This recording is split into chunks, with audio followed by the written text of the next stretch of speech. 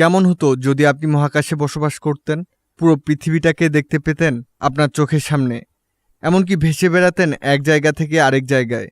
বর্তমানে বিজ্ঞানের কারণে মানুষ মাটির নিচ থেকে শুরু করে পানির নিচে পর্যন্ত বসবাস করছে। তাহলে মহাকাশে বসবাস করা বাদ যাবে কেন? বিশ্ব ডায়েরির আজকের পর্বে জানব মানুষ কিভাবে মহাকাশে বসবাস করে, এবং জানব যে কেউ চাইলে কিভাবে মহাকাশে ভ্রমণ করতে পারবেন সে সম্পর্কে। বিশ্ব ডায়েরি ইনফরমেশনে কমতি রাখে না, এবং ইউটিউবের বেস্ট চ্যানেলগুলোর মধ্যে একটি হয়। সাবস্ক্রাইব করে পাশে থাকুন।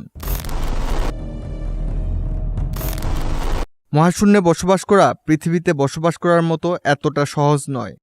মহাশূন্যে বাস করার জন্য একটি কৃত্রিম উপগ্রহ তৈরি করা হয়েছে। এই কৃত্রিম উপগ্রহটি তৈরি করেছে 5টি মহাকাশ সংস্থা। এটি প্রতিদিন 15.7 বার পৃথিবীকে প্রদক্ষিণ করে। এমন অনেক গবেষণাই আছে যেগুলো পৃথিবীতে করা সম্ভব নয়, সেগুলো মহাশূন্যে করা হয়ে থাকে।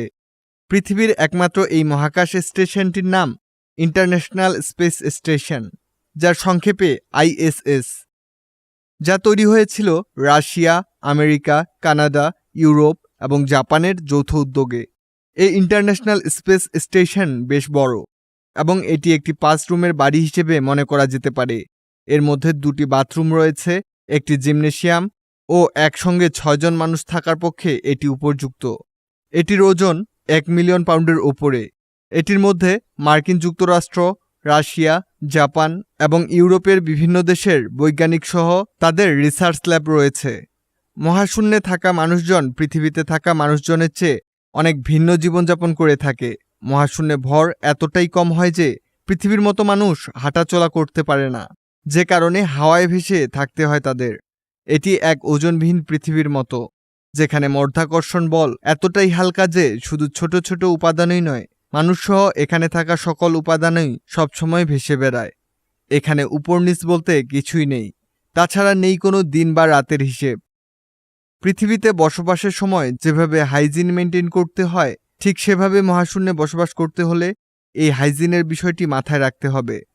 ওখানে যেহেতু পৃথিবীর মতো সব কিছুর ব্যবস্থা নেই, তাই প্রতিকূল পরিস্থিতির জন্য হাইজিন কিট বা এমার্জেন্সি কিট সঙ্গে নিয়ে যেতে হয়।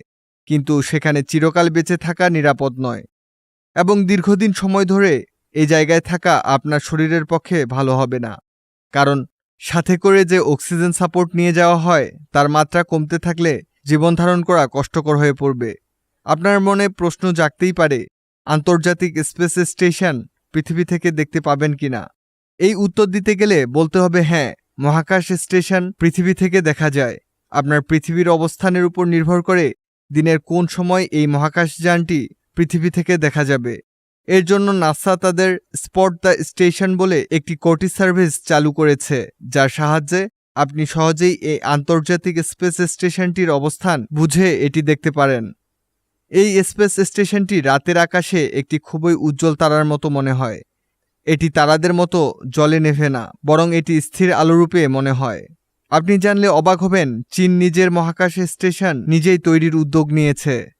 চীন আশা করছে তাদের নতুন মহাকাশ কেন্দ্রটি 2022 সালের মধ্যেই কাজ শুরু করবে। চীনের এই মহাকাশ কেন্দ্রটির নাম রাখা হয়েছে তিয়ানগং। এই তিয়ানগং আকারে ছোট হলেও এটি হবে পৃথিবীর কক্ষপথের একমাত্র স্পেস ল্যাব। 2019 সালে বিবিসির এক প্রতিবেদনে বলা হয়েছে, আন্তর্জাতিক মহাকাশ স্টেশনে পর্যটক পাঠাবে নাসা, জনপ্রতি খরচ $6 কোটি। তবে নাসা জানিয়েছে খুব অল্প সংখ্যক পর্যটকই প্রতি বছর সেখানে যাওয়ার সুযোগ পাবেন। তবে আসল খরচ মহাকাশ স্টেশনে ভাড়া নয়, সেখানে পৌঁছানোর খরচটাই হচ্ছে আসল। মহাকাশ স্টেশনে পৌঁছানোর পর সেখানে নানা ধরনের তৎপরতায় অংশ নিতে পারবেন পর্যটকরা। সেখানে তাদের জিরো গ্র্যাভিটি অর্থাৎ ওজনহীনতার অভিজ্ঞতা হবে। সেখান থেকে মহাকাশ এবং পৃথিবীর চমৎকার দৃশ্য দেখতে পাবেন, এবং ব্যাডমিন্টনও হয়তো খেলতে পারবেন। নাসা জানিয়েছে যারা পর্যটক হিসেবে আন্তর্জাতিক মহাকাশ স্টেশনে যাবেন তারা সেখানে 30 দিন পর্যন্ত থাকতে পারবেন। নাসা 2টি বেসরকারি কোম্পানি ভাড়া করেছে পর্যটকদের মহাকাশ স্টেশনে আনা নেওয়ার জন্য। এর একটি ইলন মাস্কের স্পেসএক্স। এরা তাদের ড্রাগন ক্যাপসুল ব্যবহার করবে পর্যটকদের পরিবহনের কাজে। আরেকটি হচ্ছে বোয়িং। 50 বছর আগে প্রথম চাঁদে পা রেখেছিলেন নীল আর্মস্ট্রং। অর্ধশতক পর নাসা এখন মহাকাশে বাণিজ্যিকীকরণের মাধ্যমে আরেকটি বৈপ্লবিক পদক্ষেপ নিচ্ছে। যার ফলে কোটিপতিদের জন্য খুলে যেতে পারে মহাকাশের দুয়ার। অন্য কথায় মানুষ পৃথিবীর বাইরে থাকার একটি উপায় খুঁজে পেয়েছে। মানুষ বর্তমানের এই যুগে অনেক অসম্ভবকে সম্ভব করেছে।